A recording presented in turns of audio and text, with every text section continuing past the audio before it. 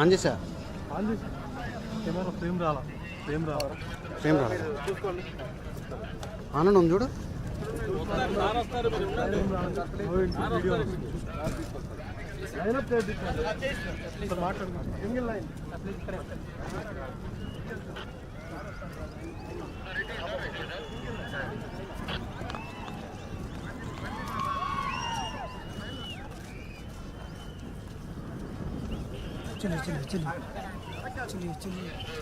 ఒకసారి చూడు చిన్న చూడు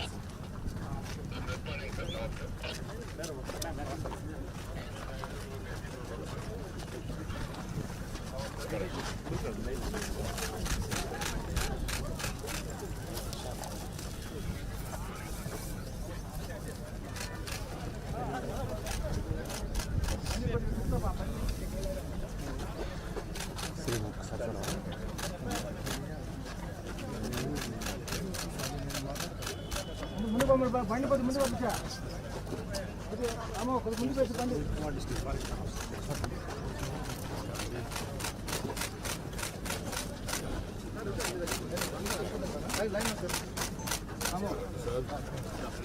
నమస్కారం సార్.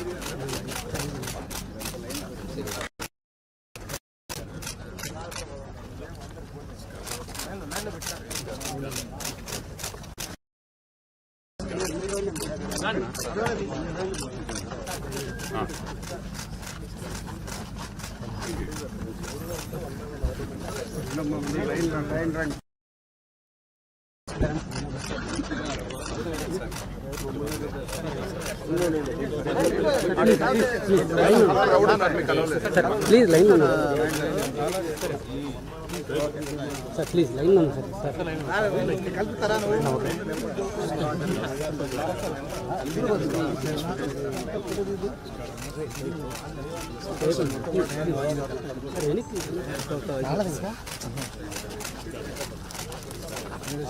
దీంతో గోడ దీంతో ప్రవీణ్ తిను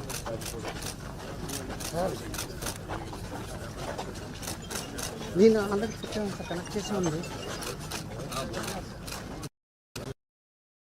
సార్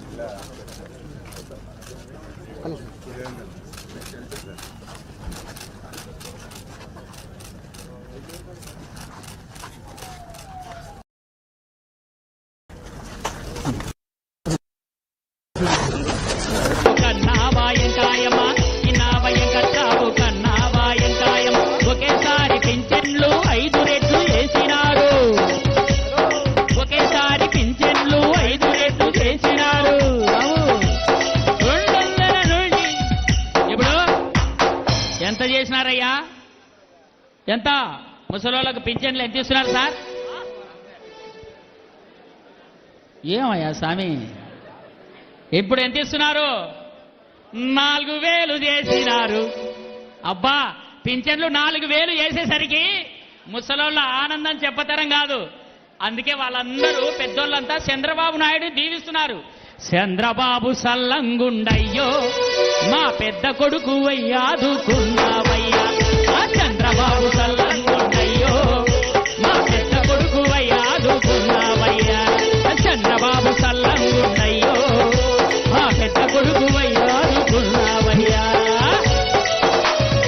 మా ప్యాడ్ ప్లేయర్ శశికాంత్, మా కిక్కోడు ప్లేయర్ అశోక్, మా డప్పు ప్లేయర్ ప్రశాంత్, బ్రహ్మయ్య, కోరసు శివ, వీళ్ళందరూ ఇన్స్ట్రుమెంట్స్ దుమ్ము లేపుతున్నారు.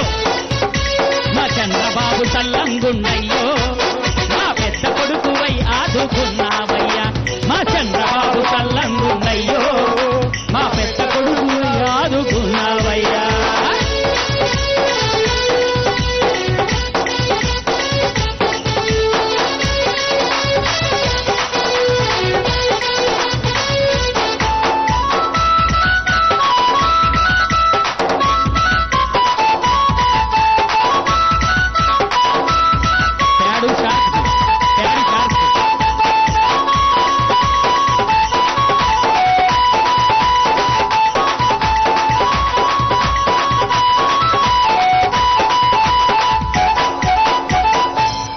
వాళ్ళు ఏమని చెప్తున్నారంటే కొడుకు దగ్గరికి పోయి ఎవరా నెలకు 2000 అవుతుందిరా,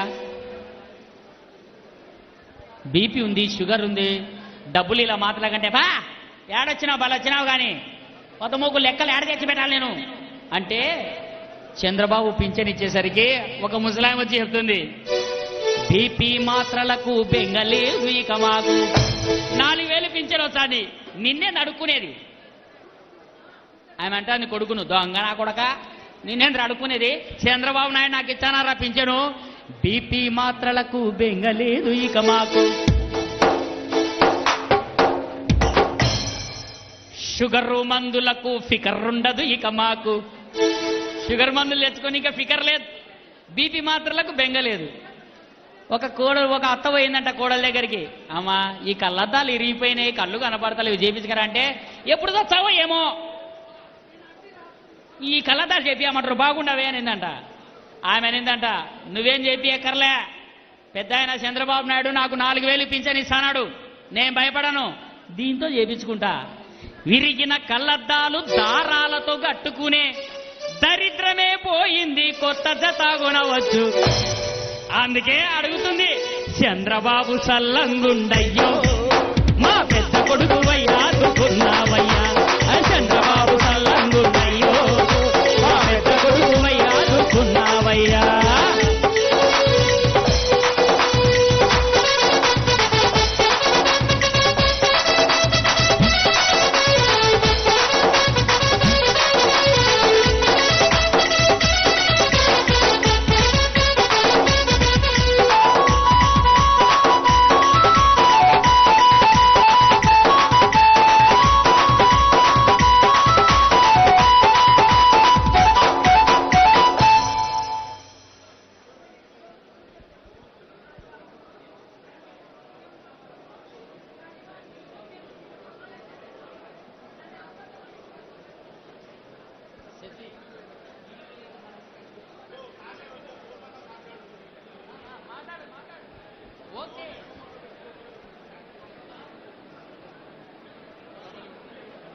మాట్లాడుకో సార్.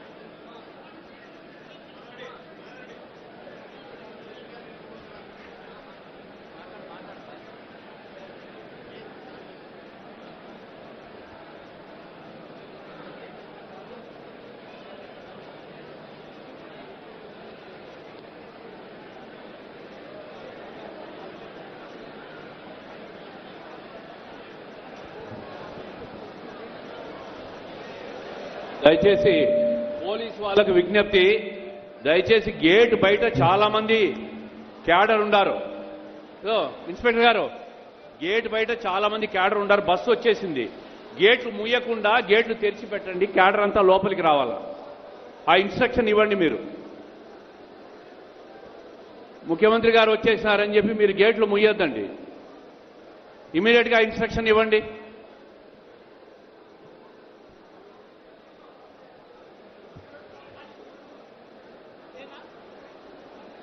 అక్కడ ఎల్ఈడి కూడా ఏర్పాటు చేశాం. ఆ హాల్లో కూడా ఎల్ఈడి ఉంది, అక్కడ కూడా చూడవలసిన కోరుకుంటున్నాం.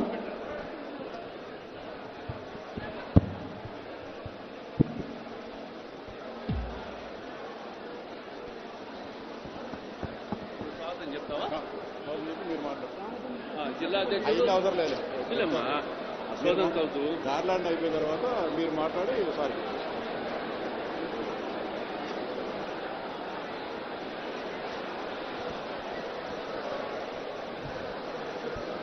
తెలుగుదేశం పార్టీ వ్యవస్థాపక అధ్యక్షులు, విశ్వవిఖ్యాత నట సార్వభౌములు, ఆంధ్రుల ఆరాధ్య దైవం స్వర్గీయ నందమూరి తారక రామారావు గారి 29వ వర్ధంతి సందర్భంగా నివాళులర్పించడానికి ఇక్కడికి విచ్చేస్తున్న మనందరి ప్రీతమ నాయకులు, తెలుగుదేశం పార్టీ జాతీయ అధ్యక్షులు శ్రీ నారా చంద్రబాబు నాయుడు గారికి స్వాగతం సుస్వాగతం పలుకుతాం.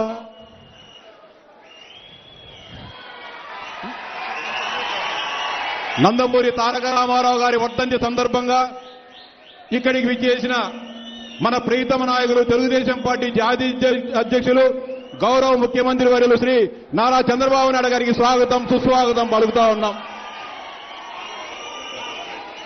ఇప్పుడు స్వర్గీయ నందమూరి తారక రామారావు గారికి నివాళులర్పించవలసిందిగా మన ప్రీతమ నాయకులను సాదరంగా ఆహ్వానిస్తా ఉన్నాం.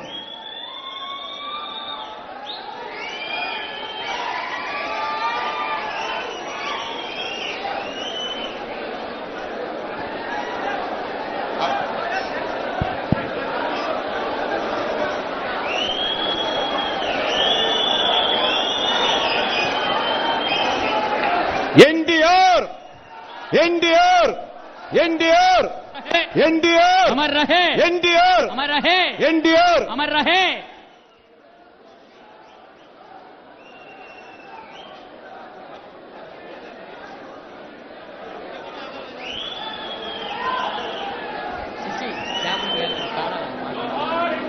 జోహార్.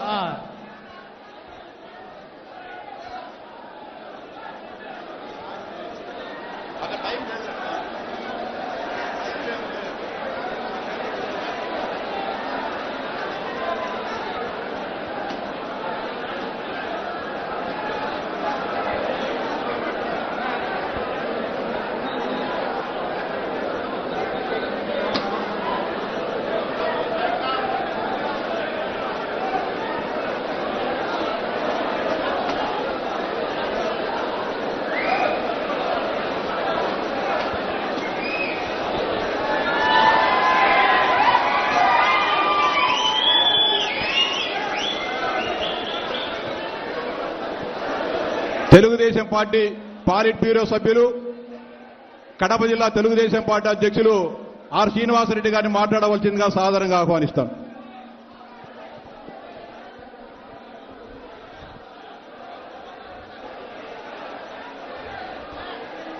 అందరికీ నమస్కారం.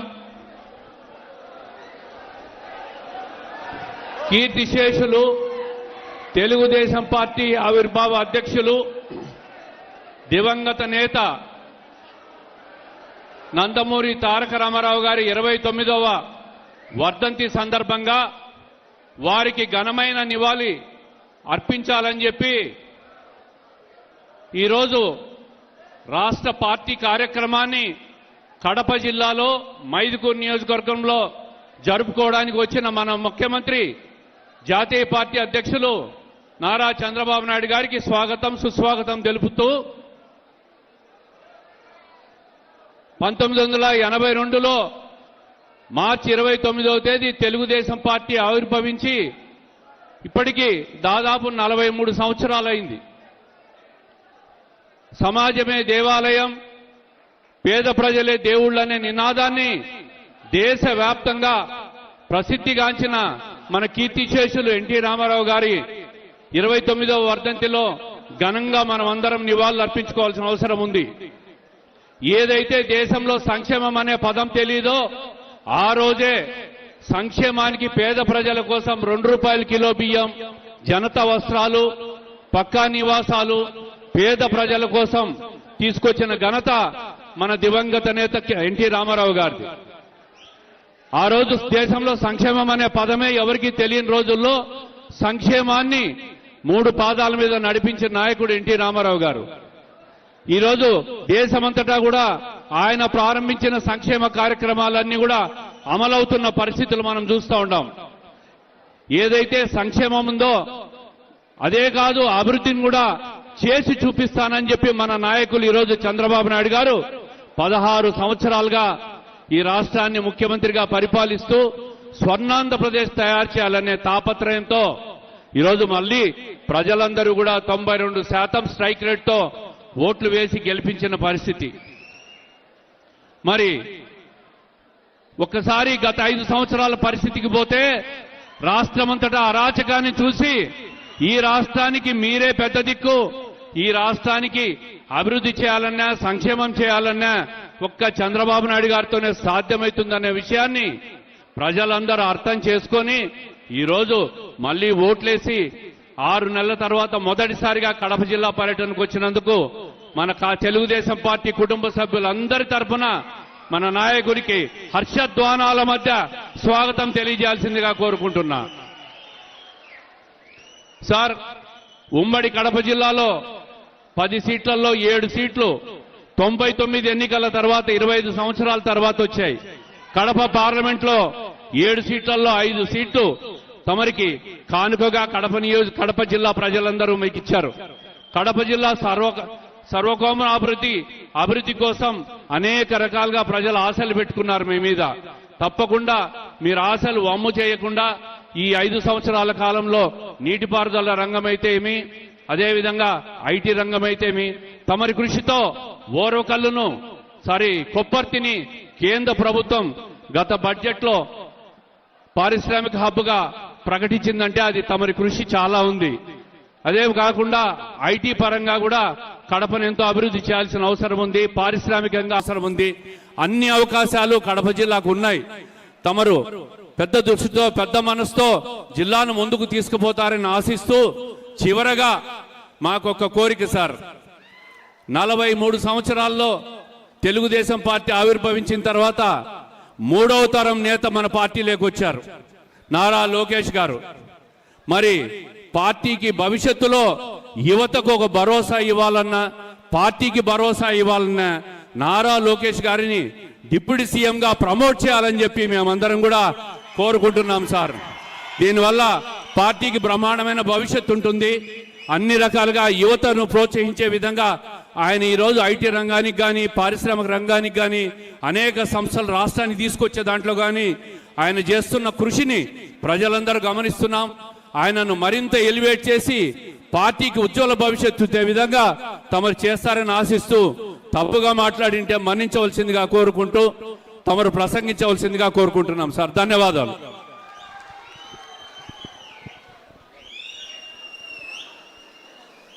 మైదుకూరు నియోజకవర్గ శాసనసభ్యులు పెద్దలు గౌరవనీయులు శ్రీ పుట్టా సుధాకర్ యాదవ్ గారిని మాట్లాడవలసిందిగా సాదరంగా ఆహ్వానిస్తాను.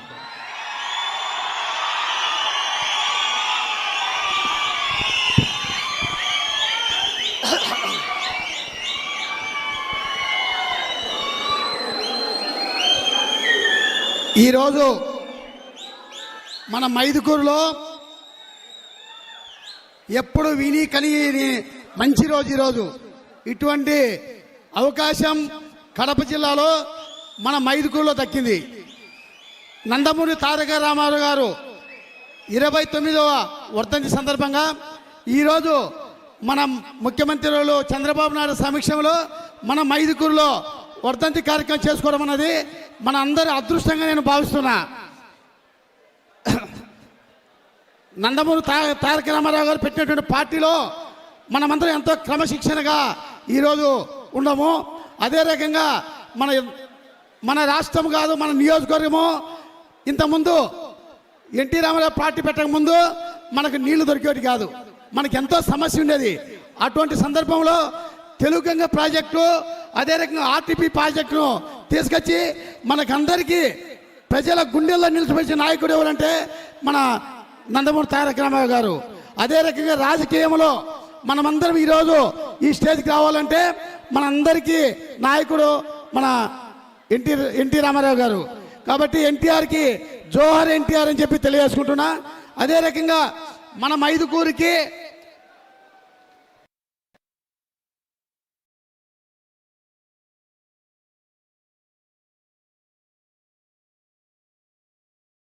చంద్రబాబు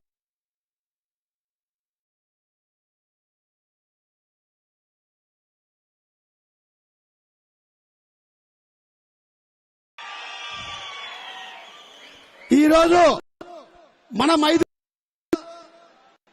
స్వచ్ఛ ఆంధ్ర స్వచ్ఛ మైదుకూర్ ఈ ప్రోగ్రాము ఫస్ట్ ఇనాగ్రేషన్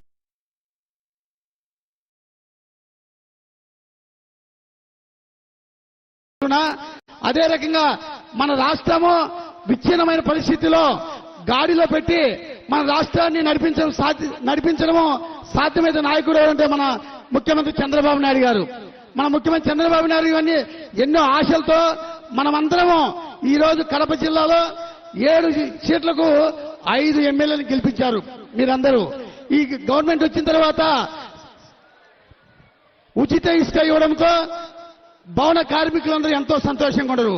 అదే రకంగా 3 గ్యాస్ సిలిండర్లు ఇచ్చారు, దానివల్ల అందరూ సంతోషంగా ఉండరు.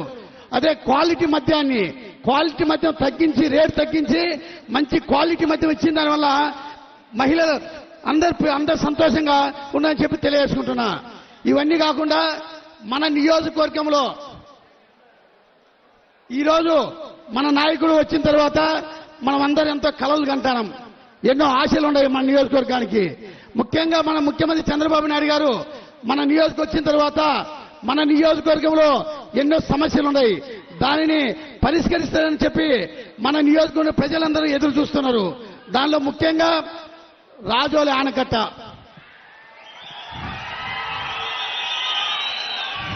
రాజోలి ఆనకట్టను 2009లో రాజశేఖర రెడ్డి శంకుస్థాపన చేసి వదిలేసిండు, గాలికి వదిలేసిండు. అదే రకంగా జగన్మోహన్ రెడ్డి వచ్చిన తర్వాత ఆనకట్ట పేరు చెప్పి కుందు నది ఎడల్పు చేసి టెండర్ పిలవడం జరిగింది, కానీ వర్క్ మాత్రం జరగలే. దానివల్ల ఎంతో కాంట్రాక్టులు లాభం పొందినది, కానీ వర్క్ మాత్రం జరగలే. మేము కోరేది ఒకటే, మన కుందు నది పైన సుమారు 106 టీమ్స్ ఈ సంవత్సరమే కింద సోమశిలకు సముద్రానికి పోవడం జరిగింది. మనకు అవసరం ఉండేది ఓన్లీ 3 టీఎంసీ నీళ్లు అవసరమైతే మనకు ఒకసారి ఇరిగేట్ అంతా 92,000 ఎకరాలు ఇరగారు పండుతుంది.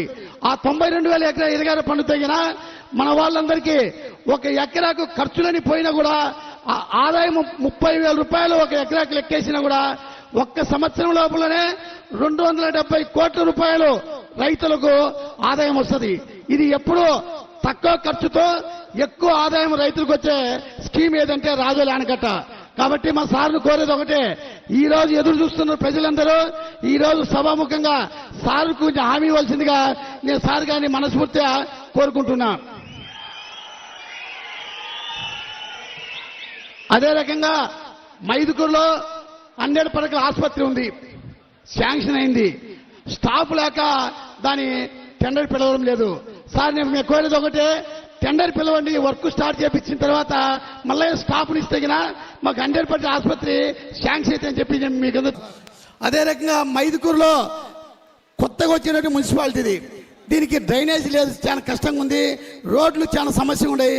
మినిమం డ్రైనేజీకి ఒక 50 కోట్లు, రోడ్లకు ఒక 50 కోట్లుగా ఇవ్వాల్సిందిగా అనౌన్స్మెంట్ చేయవలసిందిగా మిమ్మల్ని మేము కోరుకుంటున్నాం సార్. అదే రకంగా ఉర్దూ కాలేజ్ ఉంది. ఉర్దూ కాలేజీ మన హయాంలో 2014-2019 శాంక్షన్ చేశాం, అయినా కూడా దానికి బడి స్కూల్ లేదు సార్. స్కూల్ శాంక్షన్ అయింది కానీ దానికి బిల్డింగ్ లేదు. ఆ బిల్డింగ్ ఒకటి శాంక్షన్ చేయాల్సిందిగా నేను సార్ మనస్ఫూర్తిగా కోరుకుంటున్నా. అదే రకంగా మైదుకూరులో మున్సిపాలిటీలో ఎంతో ఈ మన మైదుకూరు సుమారు 55,000 మంది జనాభా ఉన్నారు సార్. ఈ జనాభాలో ఉన్నటువంటి స్టాఫ్ మాత్రం చూస్తే సుమారు 45-50 మంది ఉండరు.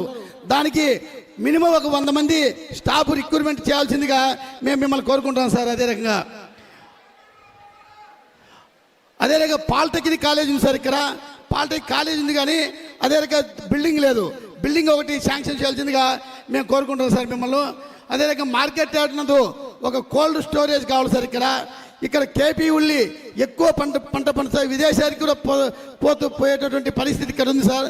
దానికి ఒక కోల్డ్ స్టోరేజ్ శాంక్షన్ చేయాల్సిందిగా మిమ్మల్ని కోరుకుంటున్నాం సార్. అదే రకంగా ఇక్కడ తెలుగంగ నుంచి వాటర్ స్కీమ్ ఉంది సార్. వాటర్ మన ప్రభుత్వంలో 98 కోట్లు పెట్టి శాంక్షన్ చేసినాం. దాన్ని ఈ ప్రభుత్వం వచ్చిన తర్వాత దాన్ని క్యాన్సిల్ చేసేశారు. దాన్ని మళ్ళీ రిపేర్ చేసి మన ప్రజలకందరికీ వాటర్ స్కీమ్ ఇవ్వాల్సిందిగా కోరుకుంటున్నాను సార్. అదే రకంగా ఒక మార్కెట్ మనకు మైదుకూరులో ఒక రైతు బజారు ఒక బిల్డింగ్ కావాలని చెప్పి మేము మిమ్మల్ని కోరుకుంటున్నాం సార్. అదే రకంగా మైదుకూరులో డిగ్రీ కళాశాల ఉంది, అయినా కూడా దానికి ఒక బిల్డింగ్ లేదు సార్. దానికి బిల్డింగ్ ఒకటి శాంక్షన్ చేయాల్సిందిగా మిమ్మల్ని కోరుకుంటున్నా. అదే రకంగా మన మైదుకూరులో చేనేత కార్మికులు సుమారు ఒక 18,000 మంది ఉంటారు సార్. అయినా వారికి వృత్తి లేక లాస్ట్ గవర్నమెంట్లో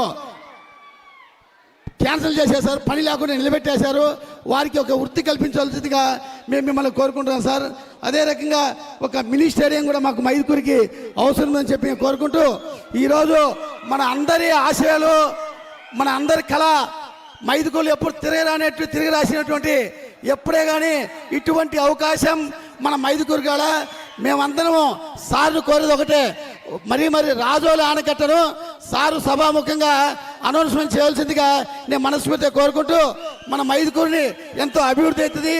స్వచ్ఛాంధ్ర స్వచ్ఛ మైదుకూరుకి మొదటిసారిగా మన మైదుకూరు నుంచి ఇనాగ్రేషన్ చేసి రాష్ట్రంలో మొదటిసారిగా ఇక్కడ చేసినందుకు వారికి మా మనస్ఫూర్తిగా కోరుకుంటూ సెలవు తీసుకుంటున్నాను.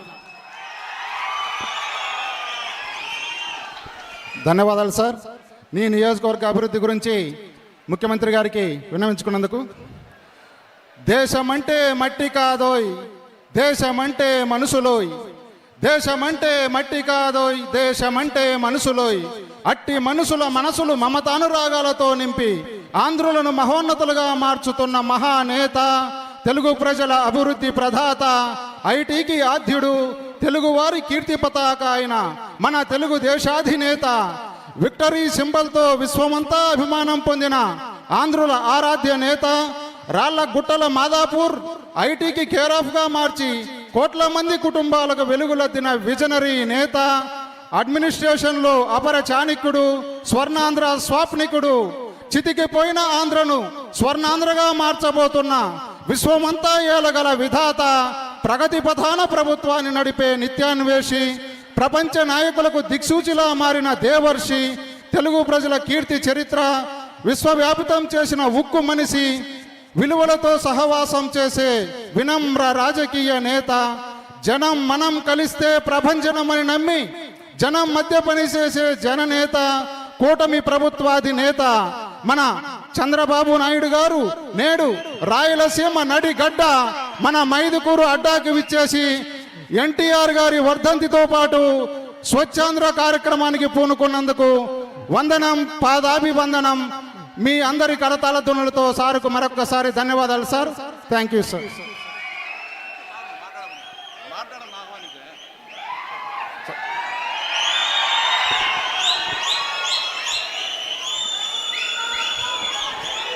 ముఖ్యమంత్రిగా ప్రమాణ స్వీకారం చేసిన తర్వాత మొదటిసారి కడప జిల్లాకు వచ్చేసి స్వచ్ఛాంధ్రప్రదేశ్, స్వర్ణాంధ్రప్రదేశ్ కార్యక్రమంలో భాగంగా ఈరోజు కడప జిల్లాకు వచ్చి తెలుగుదేశం పార్టీ కార్యకర్తలను, కుటుంబీకులను పలకరించి స్వర్గీయ ఎన్టీ రామారావు గారి 29వ జయంతిని కడప జిల్లాలో రాష్ట్ర పార్టీ కార్యక్రమంగా జరుపుకోవడానికి వచ్చిన మన ముఖ్యమంత్రి గారు ప్రసంగిస్తారని చెప్పి ఈ సందర్భంగా తెలియజేసుకుంటున్నాం.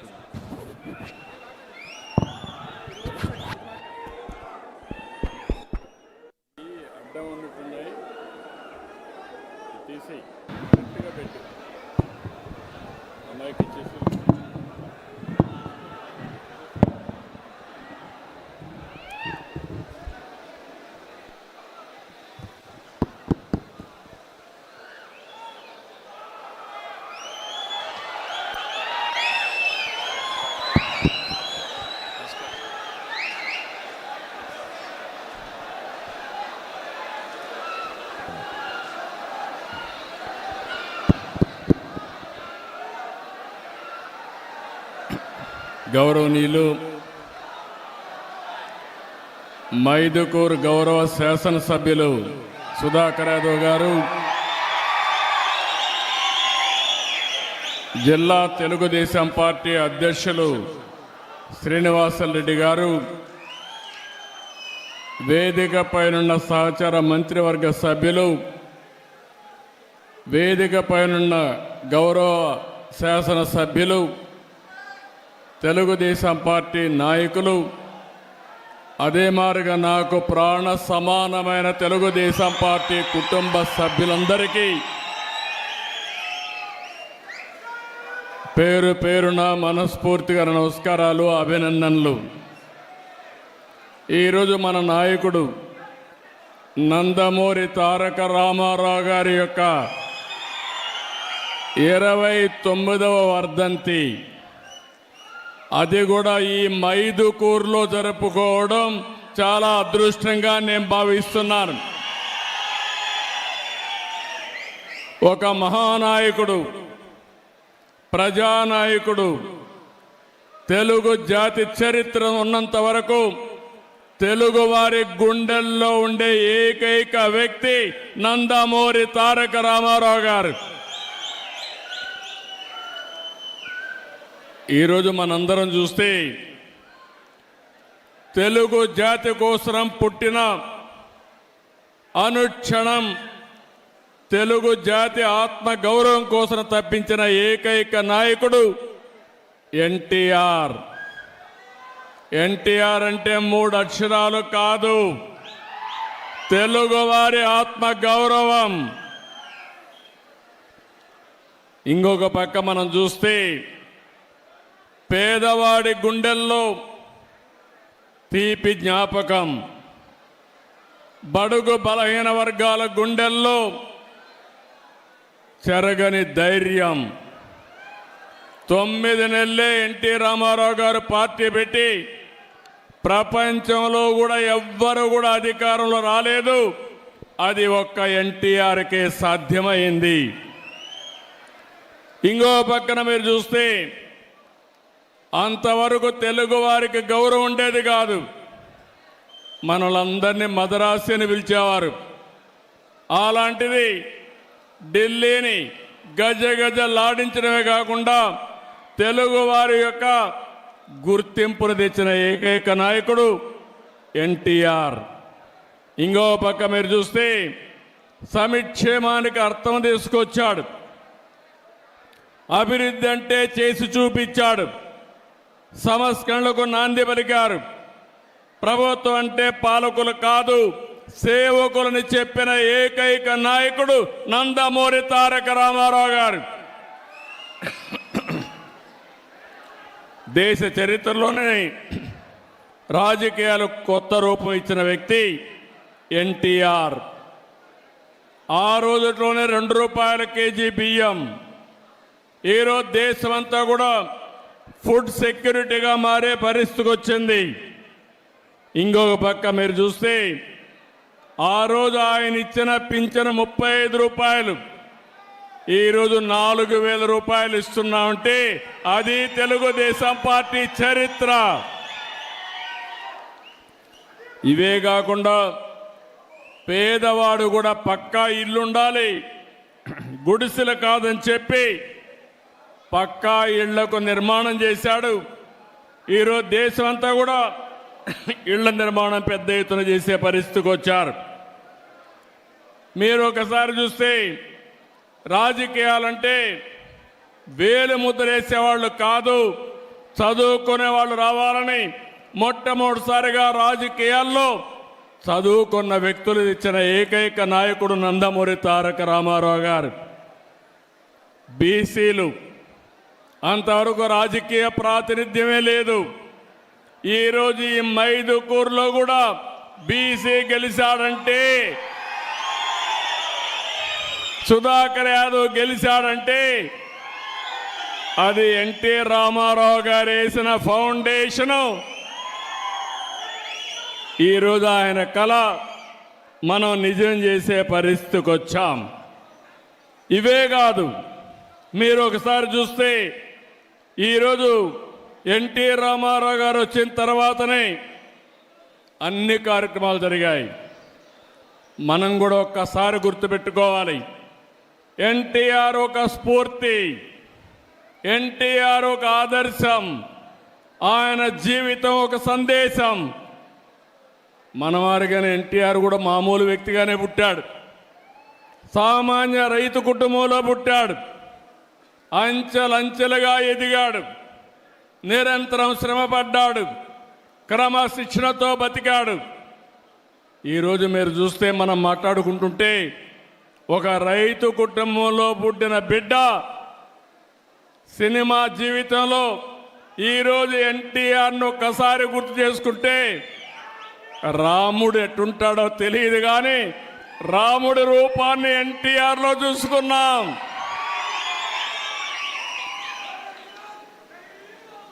ఒక రాముడే కాదు, ఒక శ్రీకృష్ణుడు ఎట్టారు ఎవరికి తెలియదు. ఇప్పటికి కూడా శ్రీకృష్ణుడు అంటే ఎన్టీఆర్ రూపంలో చూస్తున్నాం. ఇది ఒకటే కాదు, ఆయన జీవితంలో మనం చూస్తే ఇప్పుడే కాదు ఇంకా మళ్ళా పుట్టరు. ఒకవేళ ఆయన చేసిన పాత్రలు చేయాలంటే మళ్ళీ ఎన్టీ రామారావు గారే పుట్టాలి తప్ప ఎవరికి సాధ్యం కాదు. ఇంకొక పక్కన రాజకీయాలు, కొత్త నిర్వచనం తీసుకొచ్చాడు. అంతవరకు చూస్తే రాజకీయాలంతా కూడా దోపిడీకి మారుపేరుగా ఉండే రాజకీయాల్ని ప్రజాహితం కోసం, ప్రజాసేవ కోసం రాజకీయాలను చేసిన నాయకుడు ఎన్టీ రామారావు గారు. మీరు ఒకసారి చూస్తే రాజకీయం అంటే పెత్తందారి విధానం కాదు, పేదల జీవితాలు మార్చేది రాజకీయం అని చెప్పి చేసి చూపించిన నాయకుడు ఎన్టీ రామారావు గారు. మీరు ఒకసారి చూసినప్పుడు బీసీలకు మొట్టమొదటిసారిగా స్థానిక సంస్థల్లో రిజర్వేషన్లు పెట్టిన వ్యక్తి ఎన్టీఆర్ అని చెప్పి నేను మీకు తెలియజేస్తున్నా. ఇదే కాకుండా మా ఆడబిడ్డలు ఈరోజు ధైర్యంగా మీరు డిమాండ్ చేసి మీ తల్లిదండ్రులు సంపాదించిన ఆస్తిలో సమాన హక్కు అడిగే అవకాశం వచ్చిందంటే అది ఎన్టీఆర్ ఇచ్చినటువంటి వరం, మీ అందరికీ ఆయన ఇచ్చిన చట్టం అని చెప్పి కూడా నేను మీకు తెలియజేస్తున్నా. ఇంకో పక్క రాజకీయాల్లో మగవాళ్లే కాదు ఆడబిడ్డలు రాణిస్తారని స్థానిక సంస్థల్లో 9% రిజర్వేషన్లు పెడితే ఈరోజు దేశంలో 33% ఆడబిడ్డలకు చట్టసభల్లో రిజర్వేషన్లు వచ్చాయంటే దీనికి ఫౌండేషన్ వేసిన వ్యక్తి నందమూరి తారక రామారావు అని చెప్పి నేను మీకు తెలియజేస్తున్నా. అంటే ఆ రోజు ఆ మహనీయుడు ఆలోచించాడు, దానికి అనుగుణంగా పాలసీలు తీసుకొచ్చాడు, అమలు చేశాడు. అది దేశానికే ఆదర్శంగా తయారయ్యే పరిస్థితి వచ్చింది. ఆడబిడ్డలు చదువుకోవాలని మహిళా విశ్వవిద్యాలయం పెట్టాడు. ఇంకో పక్కన బడుగు బలహీన వర్గాలకే కాకుండా పేదలు కానీ కార్మిక కర్షక మైనారిటీ సోదరులకి సంక్షేమ కార్యక్రమాలు తీసుకొచ్చాడు. ఆయన ఒకటే ఆలోచించాడు, పేదరికం పూర్తిగా నిర్మూలించాలనేది ఎన్టీ రామారావు గారి కళ. నేను ఒకటే చెప్తున్నా, భవిష్యత్తులో జీరో పావర్టీ, పేదరికం లేని సమాజం ఒక్క తెలుగుదేశం పార్టీతోనే సాధ్యం. అది చేసి నిరూపిస్తాం. ఇంకో పక్కన కరువు సీమ, రాయలసీమ, ఒకప్పుడు రాయలేలిన సీమ, రతనాల సీమ, తర్వాత కరువు వచ్చి ఈ ప్రాంతంలో మనం చూస్తే నేను కూడా ముఖ్యమంత్రి అయినప్పుడు కరువు వస్తే నీళ్లు కూడా లేవు.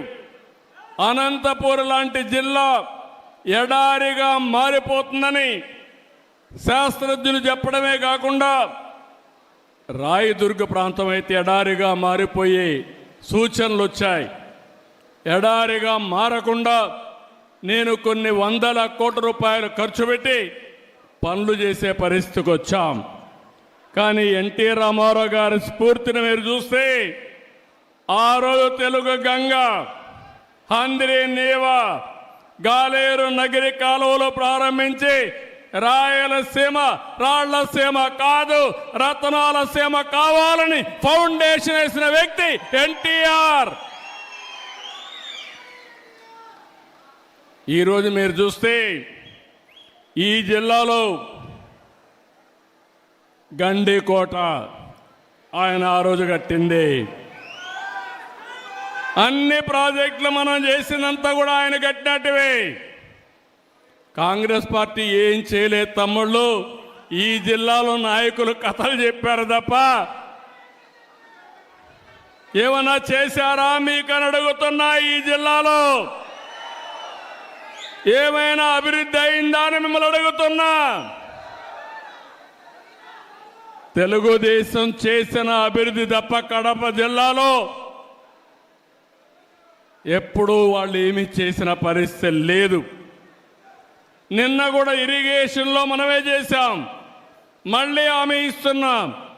ఇరిగేషన్లో పెద్ద ఎత్తున ప్రాజెక్టులు కట్టాం, కానీ ఆ ప్రాజెక్టులో ఉండే నీళ్లు వాడుకోలేకపోతున్నాం.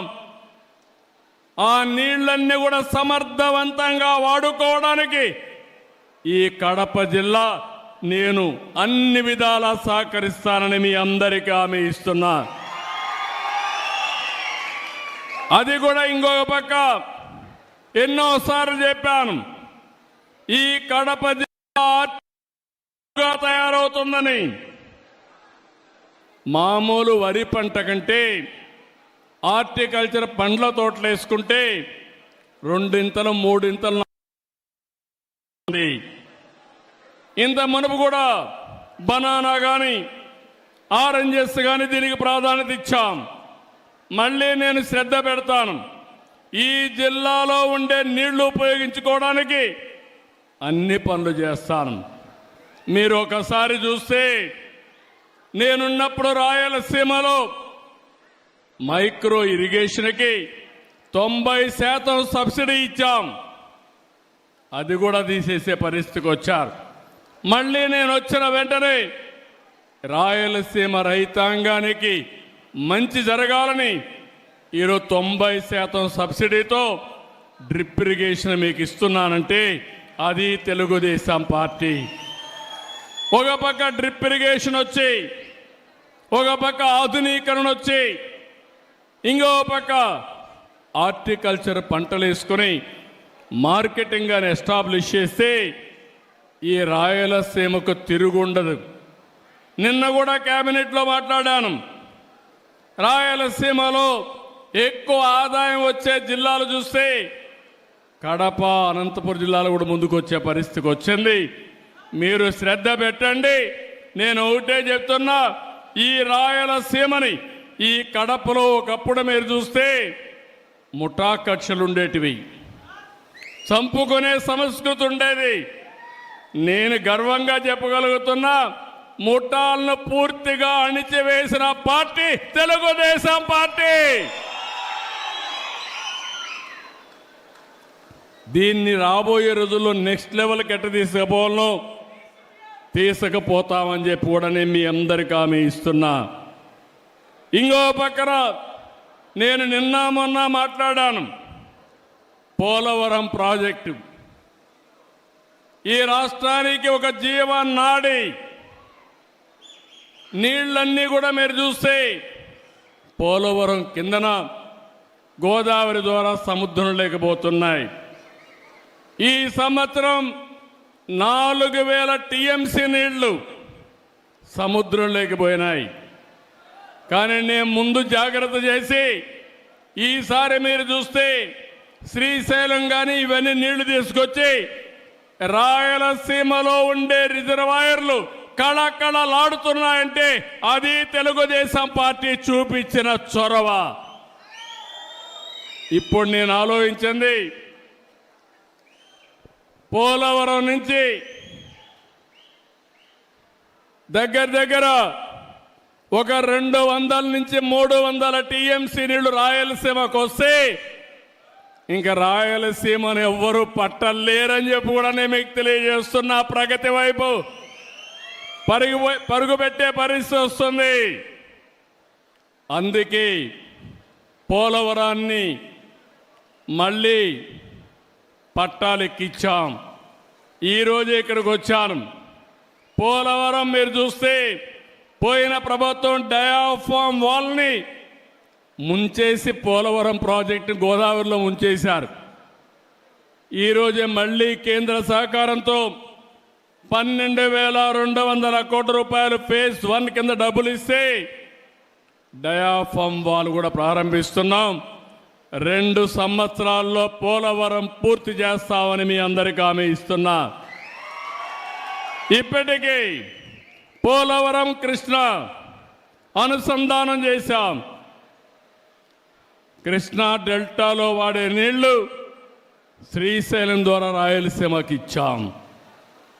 అందుకే నేను ఆలోచిస్తున్నాను, రేపు రాబోయే రోజుల్లో గోదావరి, పెన్నా, పోలవరం, బనకచెర్ల వరకు అనుసంధానం చేయగలిగితే అది ఒక గేమ్ చేంజర్గా తయారవుతుంది.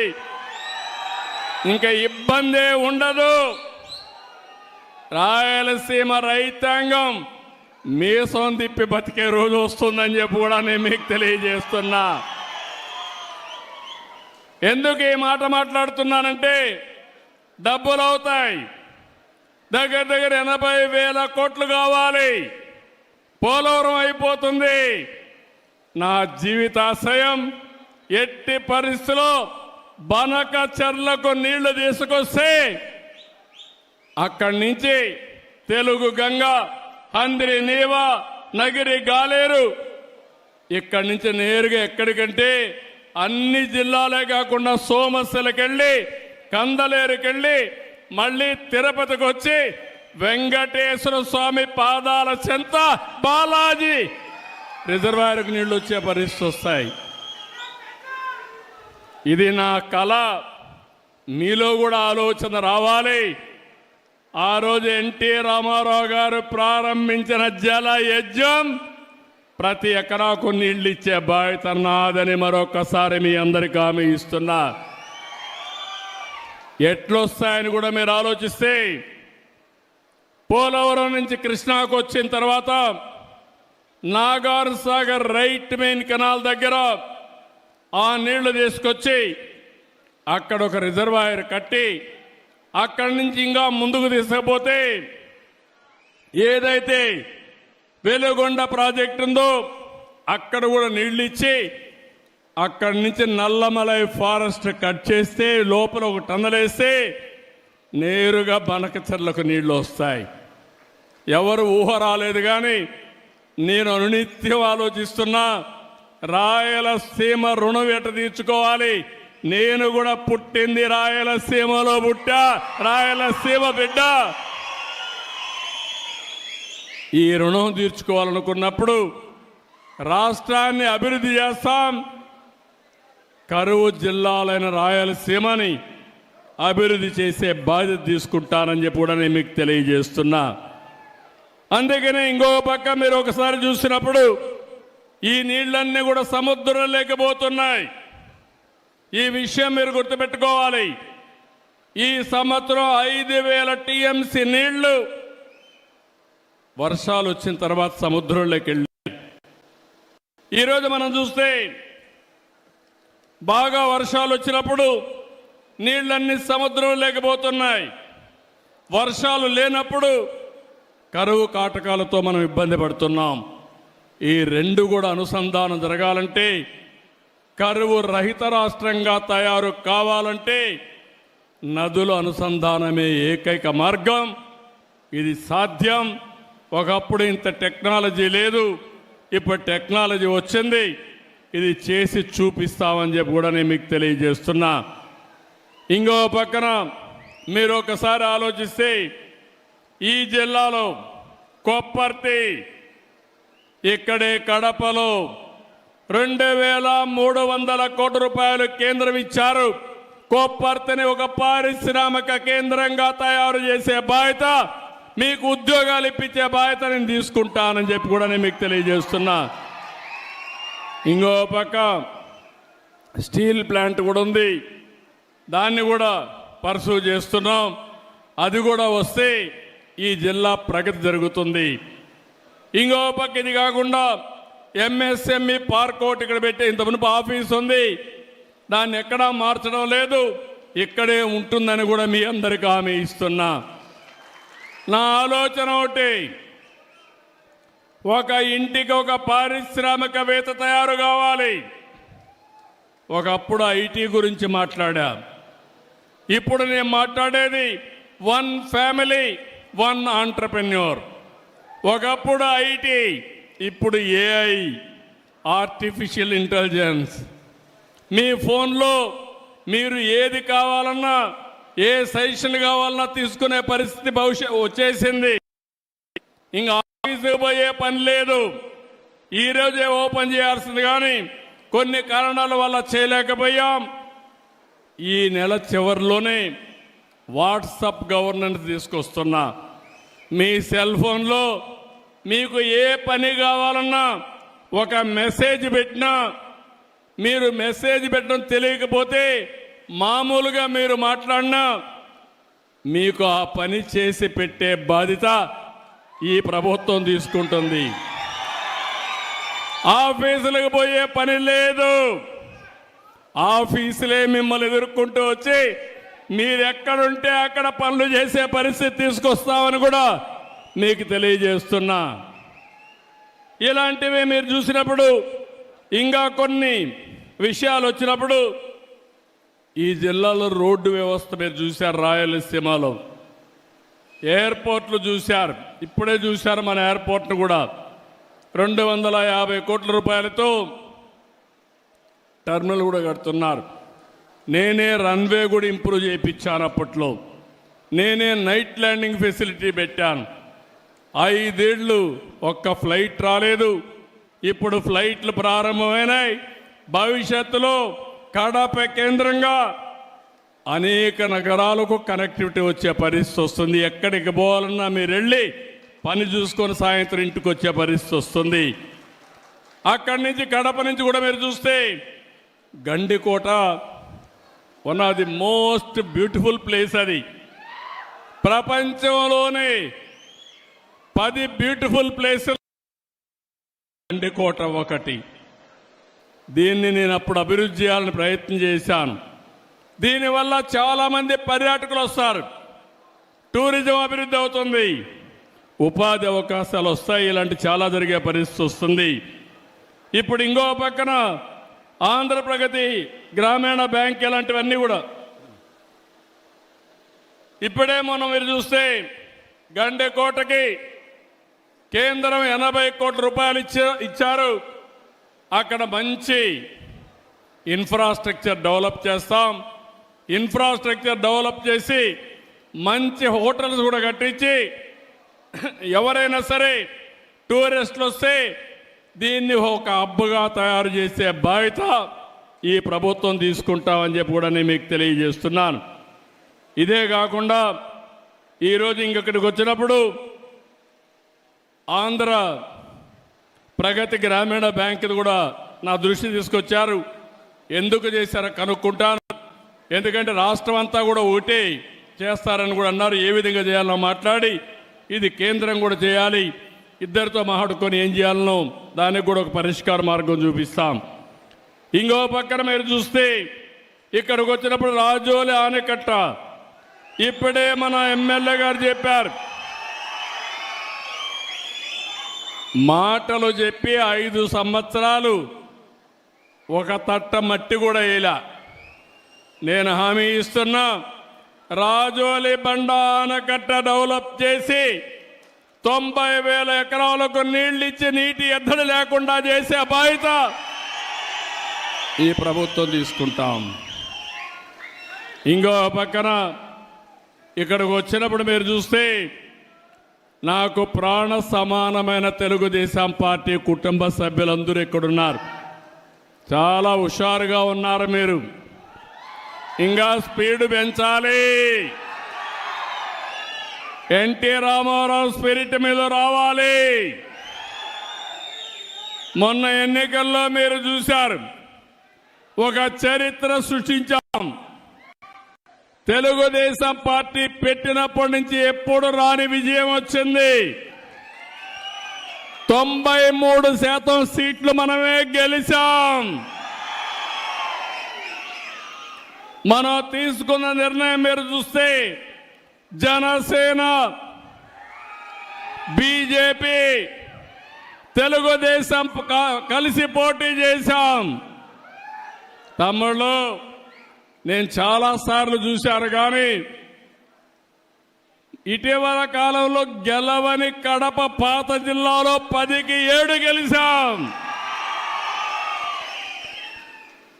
ప్రస్తుతం ఈ కడప పార్లమెంట్లో 7కి 5 గెలిచాం. ఇంకొంచెం కష్టపడి ఉంటే పార్లమెంట్ కూడా గెలిచేవాళ్ళం. ఆ 2 సీట్లు కూడా గెలిచేవాళ్ళం. ఇప్పుడు చెప్తున్నా మీ అందరికీ, 5 ఏళ్ళలో ఏం జరిగిందో చూశారు. ఈ 5 ఏళ్ళలో మీ జీవితాల్లో ఏ విధంగా వెలుగులు వస్తాయో మీరే చూడబోతున్నారు. ఆ తర్వాత 7కు 7 గెలిపించాలి, 10కి 10 గెలవాలి, పార్లమెంట్లు కూడా గెలవాలి. అప్పుడే అభివృద్ధి సాధ్యం. మీరు ఒక విషయం గుర్తుపెట్టుకోవాలి. ఈరోజు కేంద్రంలో ఎన్డీఏ పాలన ఉంది, రాష్ట్రంలో ఎన్డీఏ పాలన ఉంది. ఎన్నికల ముందు ఈ విధంగా నవ్వుతూ మాట్లాడిన సందర్భమే లేదు. కూర్చోవాలంటే భయం, ఇంట్లో నవ్వాలంటే భయం, దారిలో ఇంట్లో నుంచి బయట రావాలంటే భయం. మా ప్రెస్ వాళ్ళు ఎవరైనా ఒక ఆర్టికల్ రాయాలంటే వణుకు. 2430 జీవో గుర్తొస్తుంది మీ అందరికీ. కానీ తమ్ముళ్ళు, ప్రజాస్వామ్యంలో ఈరోజు మీరు స్వేచ్ఛగా ఉండగలుగుతున్నారంటే అది ప్రజాస్వామ్యం అని చెప్పి మరొక్కసారి తెలియజేస్తున్నా.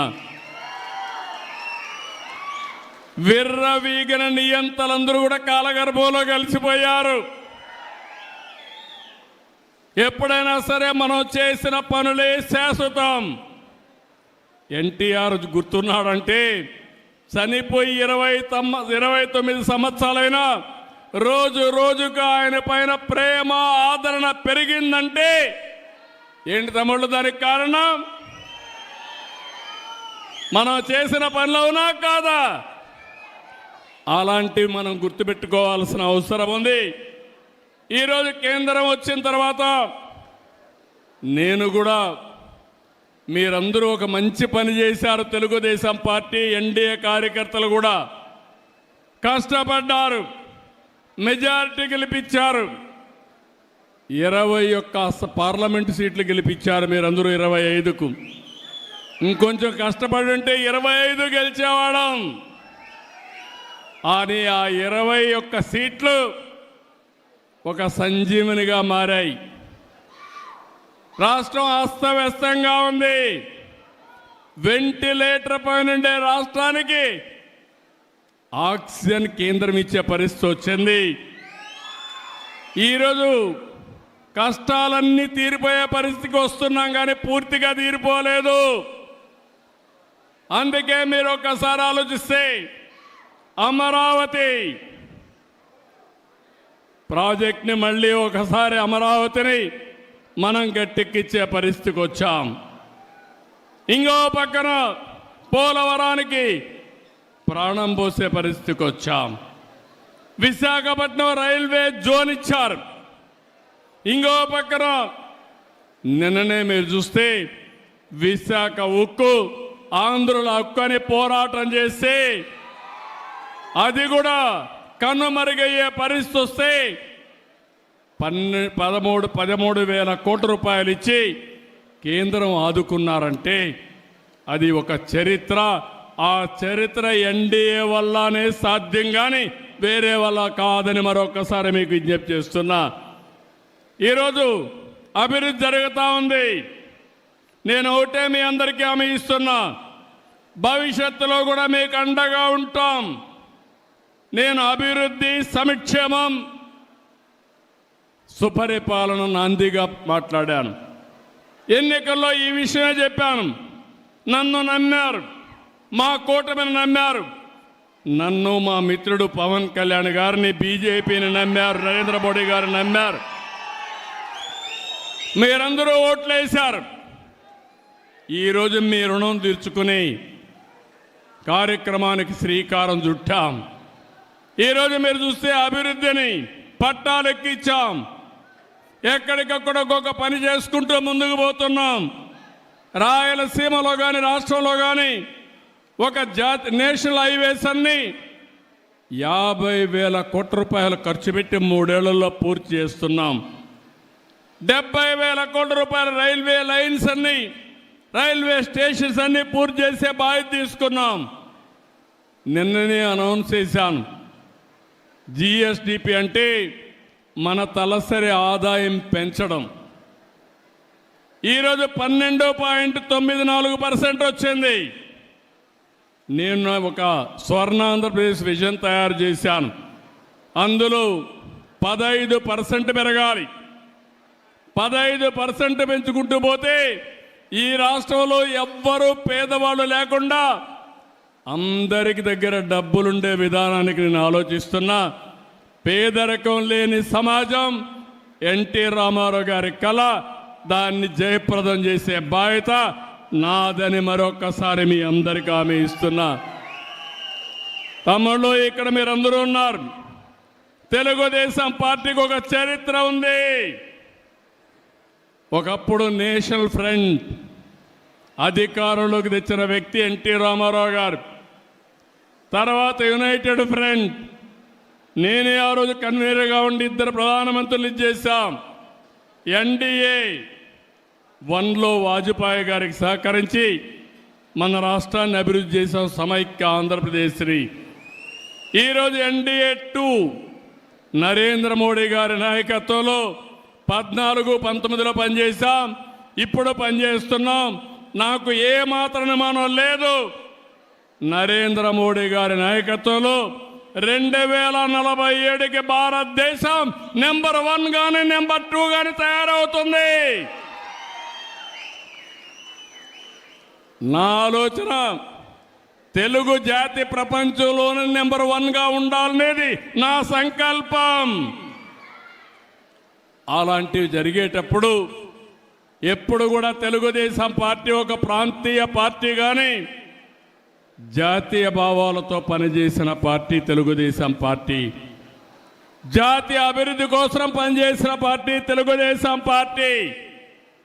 ఈరోజు మీరు చూస్తే 1 కోటి సభ్యత్వం ఈరోజు తెలుగుదేశం పార్టీలో ఉన్నారు. 1 crore. ఇటీవల లోకేష్ గారు జనరల్ సెక్రటరీ అయిన తర్వాత కార్యకర్తల సంక్షేమానికి పెద్దపీట వేశాడు. 130 కోట్ల రూపాయలు ఇన్సూరెన్స్ కానీ వెల్ఫేర్ కానీ డబ్బులు ఖర్చు పెట్టే పరిస్థితికి వచ్చారు. ఈరోజు 1 కోటి మంది సభ్యులకి ఎవరైనా యాక్సిడెంట్ జరిగిపోతే వాళ్లకు 5 లక్షల రూపాయలు ఇచ్చే ఏకైక పార్టీ భారతదేశంలో తెలుగుదేశం పార్టీ. ఇది ఒక చరిత్ర.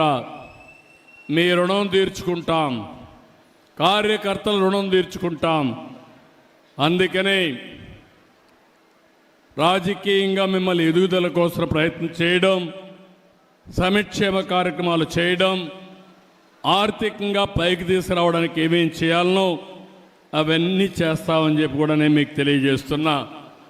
అదే సమయంలో మిత్రపక్షాల కార్యకర్తలు కూడా విజ్ఞప్తి చేస్తున్నా, ఎక్కడికక్కడ అందరూ సమిష్టిగా పనిచేసుకుని మళ్ళీ ఎప్పుడు ఎన్నికలు పెట్టినా అఖండ విజయంతో ఎన్డీఏ గెలిచే పరిస్థితి మీరు ఉండాల్సిన బాధ్యత మీ మీద ఉంది. ఎప్పుడైతే నేను ఎన్నోసార్లు చెప్పాను, డబల్ ఇంజన్ సర్కార్, కేంద్రం రాష్ట్రంలో ఎన్డీఏనే ఉండాలి, అప్పుడే అభివృద్ధి పరిగెత్తిస్తుంది.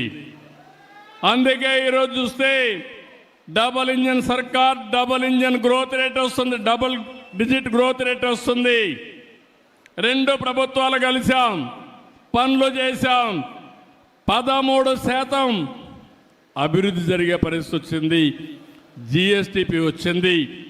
ఇది 15-16%కి తీసుకపోతే పేదరికం అనే మాటే ఉండదని చెప్పి కూడా నేను మీకు తెలియజేస్తున్నా. నాకు ప్రాణ సమానమైన తెలుగుదేశం పార్టీ కుటుంబ సభ్యులందరినీ మరొక్కసారి కోరుతున్నా, మీరందరూ కూడా ఇలాంటి ఎన్టీ రామారావు గారి యొక్క 29వ వర్ధంతి సభలో ఒక సంకల్పం చేయాలి. మీ ప్రాంతంలో 0 పావర్టీని సాధిస్తామని, ఆ 0 పావర్టీ సాధించిన తర్వాత ఆర్థిక అసమానతలు లేనటువంటి సమాజం కోసం నిరంతరం పనిచేస్తామని మనం ఒక సంకల్పం చేసి ముందుకు పోవాలి. ఇది సాధ్యం. చాలామందికి అనిపిస్తుంది, నేను ముందు మాట్లాడితే, ఒకప్పుడు ఐటీ మాట్లాడితే నన్ను ఎగతాళి చేశారు, సెల్ ఫోన్ మాట్లాడితే ఇదేంటన్నారు, సెల్ ఫోన్ తిండి పెడుతున్నా అన్నారు. ఇప్పుడు సెల్ ఫోన్ లేకపోతే భార్య లేకపోతే భర్త ఉంటాడు, భర్త లేకపోతే భార్య ఉంటుంది, సెల్ ఫోన్ లేకపోతే ఇద్దరు ఉండలేరు. అవునా కాదా తమ్ముళ్ళు అని అడుగుతున్నా. దానికి కూడా ఒక మీనింగ్ ఉంది. సెల్ ఫోన్ అనేది అవసరం. అది ఒక అత్యవసరమైన వస్తువుగా తయారైంది మన జీవితంలో. ఎక్కడికి పోయే పని లేదు, సెల్ ఫోన్ ఉంటే ఒక ధీమా మీకు. ఎక్కడన్నా బిల్లు పే చేయాలంటే ఇమ్మీడియట్గా సెల్ ఫోన్లో ఉంటుంది డబ్బులు. ఎవరికి కావాలంటే వాళ్ళకి పే చేస్తాం. ఎవరైనా జోబీలో పెట్టుకుంటే జోబీ కట్ చేస్తారు, కానీ సెల్ ఫోన్లో పెట్టుకుంటే, పేటిఎంలో పెట్టుకుంటే కట్ చేసే పరిస్థితి ఉండదు. దానికి కూడా పాస్వర్డ్ మీ దగ్గరనే ఉంటుంది. అది అప్లై చేస్తేనే డబ్బులు ఇచ్చే పరిస్థితి వస్తుంది, సెక్యూరిటీ కూడా ఉంటుంది. మీకు ఏ పని కావాలన్నా చేసుకునే అవసరం వస్తుంది. భవిష్యత్తులో మనందరి జీవితాల్లో మీరు గుర్తుపెట్టుకోవాలి, టెక్నాలజీ చాలా ఉపయోగకారిగా ఉంటుంది. అందుకే మీరు చూస్తున్నారు, ఇటీవల నేను పెన్షన్ ఇస్తే ఏ టైంలో ఇచ్చాడు, ఏ స్పాట్లో ఇచ్చాడని 64 లక్షల మంది పెన్షన్నే మానిటర్ చేయగలుగుతున్నారంటే అది టెక్నాలజీ మహిమ అని చెప్పి మీ అందరికీ తెలియజేస్తున్నా. పెన్షన్ తీసుకున్న రోజునే మీకు ఒక IVRS మెసేజ్ వస్తుంది. మళ్ళీ నీకు కరెక్ట్గా చేరిందా, ఎవరన్నా డబ్బులు అడిగారా, లేదంటే ఏదైనా కొట్టేశారని మళ్ళీ అడిగే పరిస్థితి వచ్చిందంటే అది సుపరిపాలనకు దారితీసే పరిస్థితి వచ్చింది. ఇలాంటి కార్యక్రమాలు చాలా వరకు నేను అన్నీ ఆలోచిస్తున్నాను. ఏంటి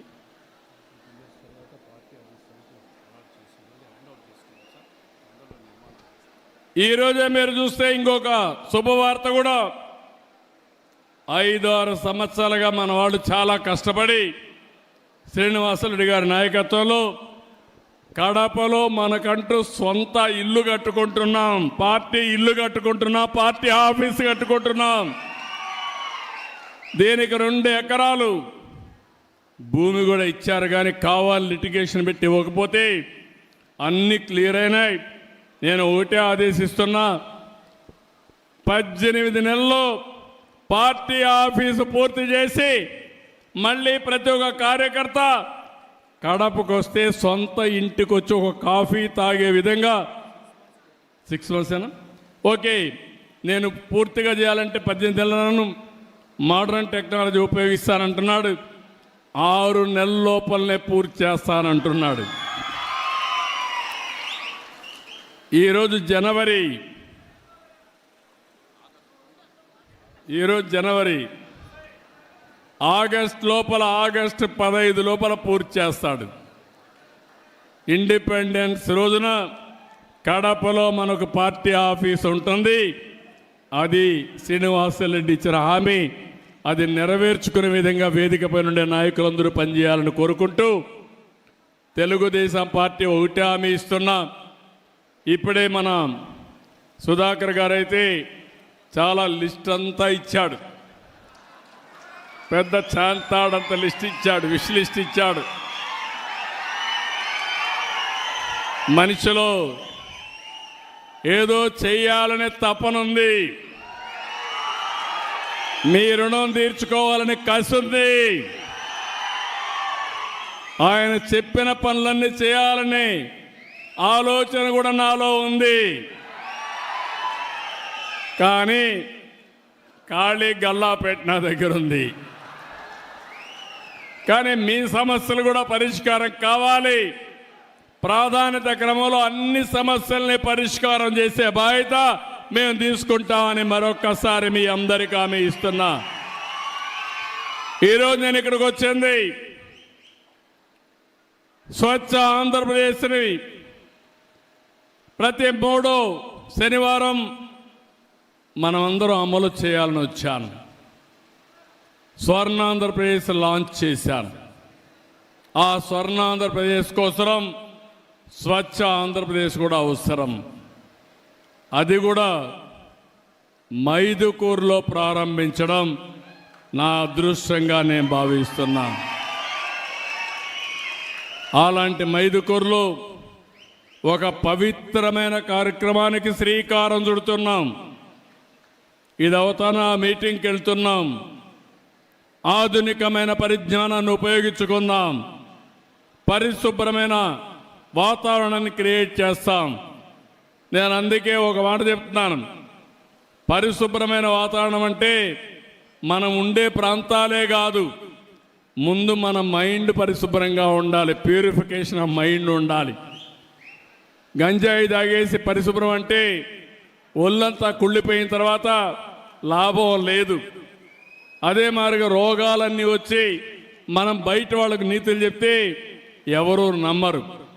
ముందు మైండ్ ప్యూరిఫై చేయాలి, రెండోది బాడీ ప్యూరిఫై చేయాలి, మూడోది ఇల్లు జాగ్రత్తగా చూసుకోవాలి, ఇల్లు పరిశుభ్రంగా ఉండాలి, మీ ఇంట్లో ఆనందం ఉండాలి, నాలుగోది మీ పరిసరాలు కూడా పరిశుభ్రంగా ఉండాలి, ఐదోది మీరు పనిచేసే ప్రదేశం కూడా పరిశుభ్రంగా ఉండాలి. అప్పుడే స్వచ్ఛ ఆంధ్రప్రదేశ్కి సార్థకత. అది సాధించే వరకు నేను మీకు అండగా ఉంటానని మరొక్కసారి మీ అందరికీ హామీ ఇస్తూ, ఈరోజు ఒక మహనీయుడు వర్ధంతి. ఈ వర్ధంతి మనకందరికీ స్ఫూర్తి నింపే రోజు. ఎప్పటికప్పుడు ఈ స్ఫూర్తి మన జీవితాల్లో వెలుగు తేవడానికి అనునిత్యం మనం ఆలోచించుకొని పునరంకితం కావాల్సిన అవసరం ఉంది. దానికి మీరందరూ ముందుకు రావాల్సిందిగా మరొక్కసారి అందరినీ కోరుకుంటూ, ఈరోజు నా కుటుంబ సభ్యులతో ఈ 1 గంట గడిపిన దానికి ఎంతో ఆనందంగా ఉంది. ఈరోజు మన నాయకుడు ఎన్టీ రామారావు గారికి ఆ పేరు వచ్చిందంటే, నేను ఈరోజు నిలబడుకొని ధైర్యంగా ఇవి చేశానని చెప్పగలిగానంటే దానికి కారణం తెలుగుదేశం పార్టీ కార్యకర్తలు. భుజాలు అరిగే విధంగా తెలుగుదేశం పార్టీ జెండా మోశారు. ఎవరైనా చంపుతా ఉంటే ప్రాణాలు కూడా లెక్క పెట్టుకోకుండా తెలుగుదేశం పార్టీ జెండా మోశారు. ఇక్కడి ప్రొద్దుటూరులో నందం వెంకట సుబ్బయ్య ఇప్పటికి కూడా నాకు జ్ఞాపకం ఉన్నాడు. ఒక అవినీతి పైన పోరాడితే ఆ రోజు జరిగిన దారుణం మనం చూస్తే బాధేస్తుంది. కానీ అలాంటి వారి స్ఫూర్తి మనలో ఉంది. ఆ కార్యకర్తల స్ఫూర్తి ఈరోజు తెలుగుదేశం పార్టీకి శ్రీరామ రక్ష. మీకు శాశ్వతంగా రుణపడున్నా, నేను ఎన్ని జన్మలెత్తి మీకు సేవ చేసినా మీ రుణం తీర్చుకోలేను. కానీ ఒకటే మీరు గుర్తుపెట్టుకోండి, నేను ఏ పని చేసినా ప్రజలకు ఏమని జరగాలన్నా ముందు మిమ్మల్ని గురించి ఆలోచించి నిర్ణయాలు చేస్తారని కూడా మీ అందరికీ తెలియజేసుకుంటూ, మీరు నేను కలిసి ఈ రాష్ట్రాన్ని ఒక స్వర్ణాంధ్రప్రదేశ్గా తయారు చేద్దాం. ఆ స్వర్ణాంధ్రప్రదేశ్ దేశానికే కాకుండా ప్రపంచానికి ఒక ఆదర్శంగా ఉండే విధంగా చేద్దాం అని చెప్పి తెలియజేసుకుంటూ, ఈరోజు మీరు చూపించిన అభిమానాన్ని కార్యకర్తలందరికీ శిరస్సు వంచి ఎన్టీ రామారావు గారి వర్ధంతి సభలో పాదాభివందనం చేస్తూ మీ అందరి దగ్గర సెలవు తీసుకుంటున్నా. జై హింద్, జై Telugu Desam. NTR Amar high. NTR, NTR, NTR. Thank you అనండి.